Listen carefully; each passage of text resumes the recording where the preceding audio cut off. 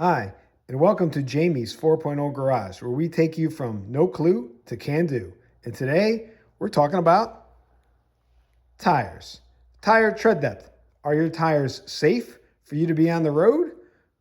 Will you be needing tires soon, or are they illegal? Tires are measured in 30 seconds of an inch. A new tire is approximately 13/32 of an inch, and a very good tire is anywhere from 7/32 on up to what it was when it was new. Tires that are 4/32 to 6/32, that's in the caution range. You should think about getting some new tires soon.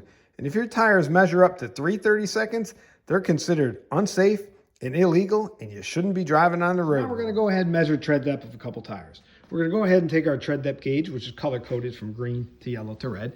I have this tire here that does not have a lot of miles on it. It's a fairly new tire. I'm going to take my tread depth gauge. I'm going to push down into the deep part of the tire, and I'm going to measure this. And I'm going to see 10/32. Now, it's a good practice to measure several points around the circumference of the tire so you get the readings to make sure they're consistent. But I have 10/32 of an inch. That's a very good tire.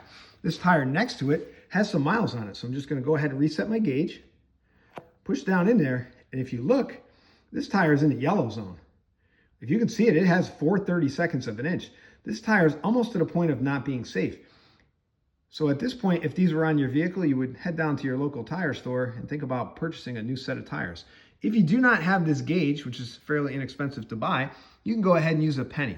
And basically all you're going to do is take the penny and take the president and turn him upside down and put him between the tread of the tire.